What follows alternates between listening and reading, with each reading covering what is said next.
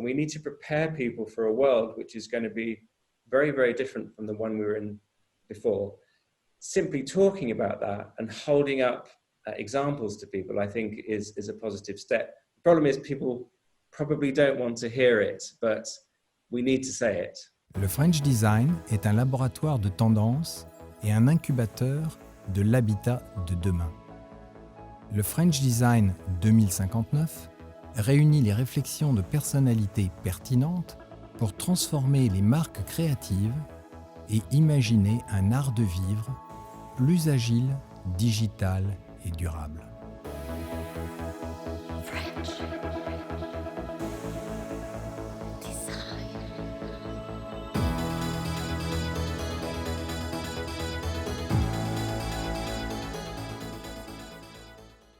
So, hi, I'm Marcus Fairs. I'm founder and editor-in-chief of Dezeen, the online architecture and design magazine. I studied design at university, but I wasn't very good at design.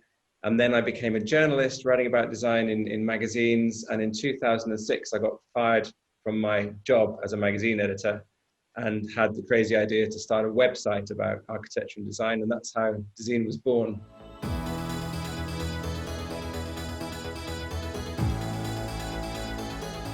When I launched Dezeen, the idea was very much to build a brand. Journalism is a very important part of what we do, to inform people about what's going on and to set the agenda. We want people to discover new tendencies, trends, ideas through the website. But of course, we have to be a business, so we've had to also establish other ways of generating revenue. So we have a jobs website. We had a conference last year called Dezeen Day. And in the coronavirus pandemic, when things got very, very tough for us, we launched our own digital design festival called Virtual Design Festival. And then we do all kinds of other provocative things as well to generate some noise and tension and to put important topics in front of our readers' eyes.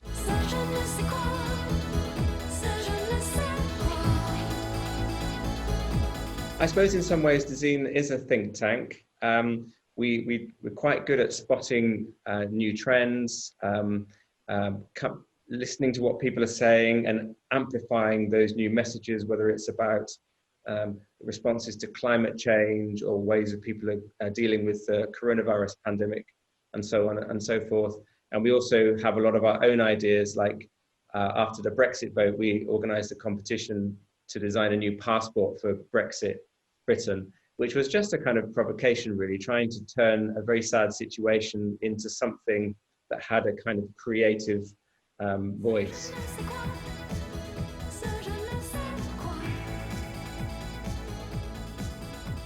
I think there are a lot of things happening in architecture and design at the moment that are responding to the way the world is. And obviously, we have to talk about the coronavirus situation.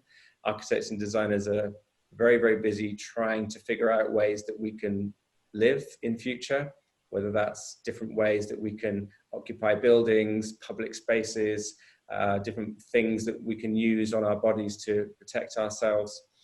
There's been a huge response to environmental issues, trying to stimulate biodiversity and reduce the uses of reduce CO2 emissions through buildings and more sustainable architecture and design and things like that.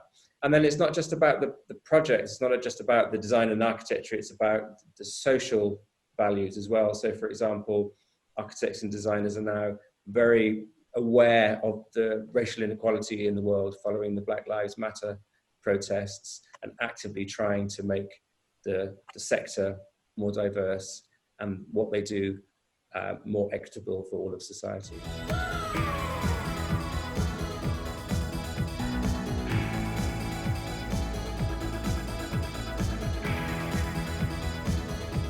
As the environmental crisis gets more and more severe, so the response needs to become more urgent and more extreme.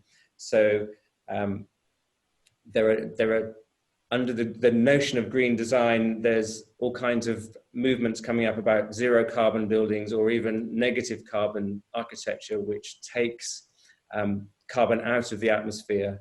And regenerative design is a big thing that people are talking about, whereby the project actually gives back to nature rather than taking from it. Of course, there's a lot of talk about the circular economy, which is where you don't create any waste or pollution, but now people are even saying we need to go beyond that. We need to not even be thinking about recycling materials. We need to be thinking about having materials that don't need to be recycled in the first place, that will naturally degrade back into the earth. So materials that come from nature, materials that are grown.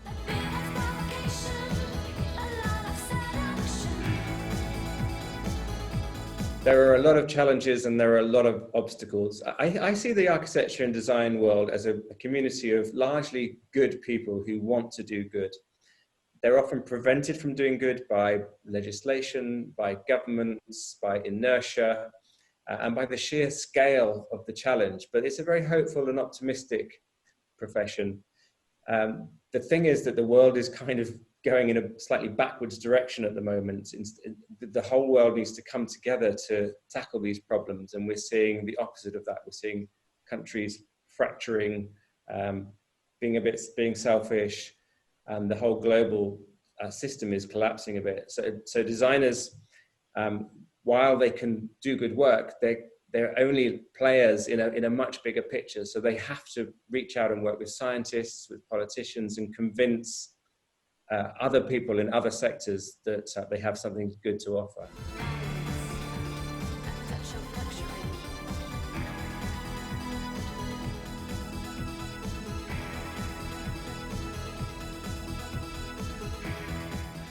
I think that COVID-19 is going to change almost everything, definitely in the short term and possibly forever.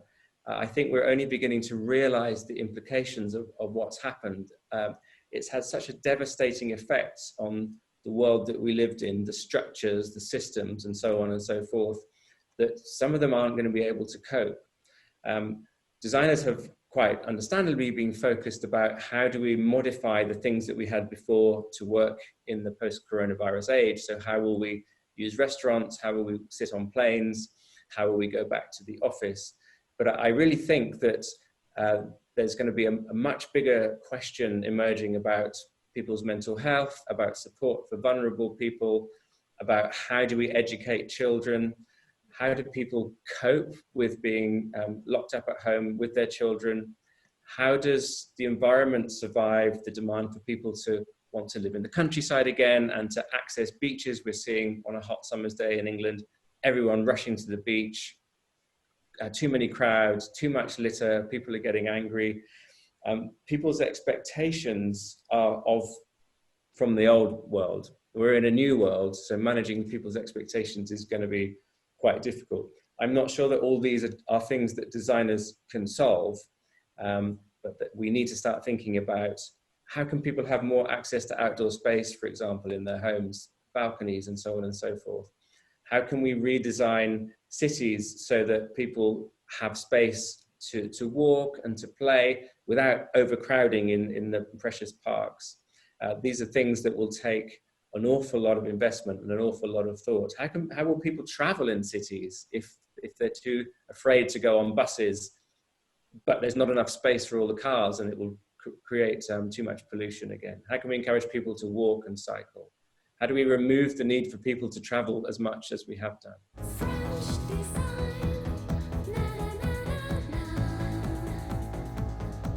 I think that these problems caused by the pandemic or triggered by the pandemic will just suddenly be in front of us. And I don't think governments and structures will be able to move fast enough. I think people will just have to figure it out for themselves. There could be a period of chaos. From that chaos, a new system will emerge, but it seems clear to me that the structures we have at the moment weren't designed to cope with this, and we shouldn't expect them to be able to cope with this. So in many ways, waiting for someone to give us a big solution from the top sounds like we might be in for a very long wait. I think we might have to think much more locally with our family, within our families, our neighbors, our friendship groups, our companies, and so on and so forth, to find much more smaller solutions that work where you are.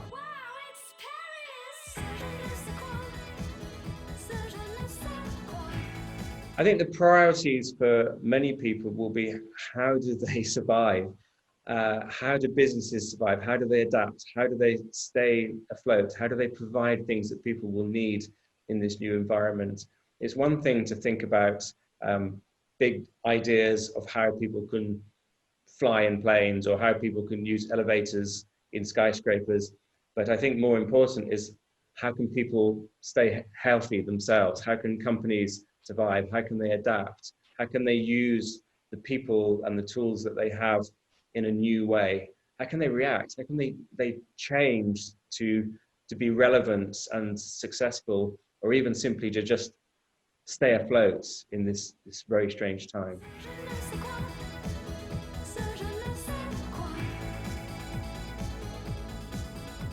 Consumers' expectations are probably going to be that they want their life to be the same as it was before. I think we're going to have to, well, society is going to have to manage those expectations, because people can't have what they were used to. They won't be able to have as many foreign holidays as before. They won't be able to go and visit cities like they did before. They will be able to eat well at home. They will have to probably prepare the food themselves rather than going to a restaurant. They will be able to enjoy sports, different kinds of sports. They will be able to enjoy movies, but without going to the cinema. So I think people will have to, the menu of possibilities for consumers has got a lot smaller, but the things that are left are very, very good things. Unfortunately, a lot of things are not going to be possible.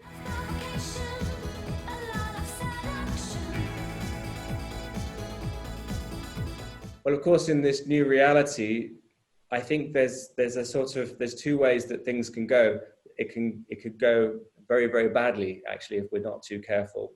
Or it could take a positive. We could learn from this. I mean, for example, the change in attitudes towards racial injustice have been a really strong positive that's come out of the pandemic.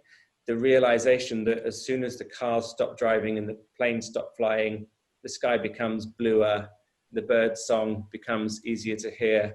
That was beautiful as well. I think we need to hold on to those memories and try and replicate those in the world going forward, to find, even if we can't transform the whole world, to find little pockets, little moments where that kind of thing can be allowed to breathe. And then talk to people in a language that they understand, they can relate to. People can't comprehend climate change. It's too big. It's too scary. It's too easy to just put your fingers in your ears. But if you say to people, do you remember how you could hear the birds singing during the lockdown? Or do you remember how quiet the streets were or how blue the sky was? Then that's something that can mean something to them. And maybe they can change their behaviors and believe that we can have that again.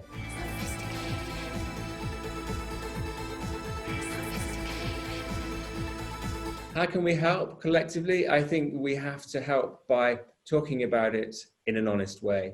I think one of the problems with the design world is they think that by calling something green design or talking about recycling, they can convince people that there are easy ways to solve these problems.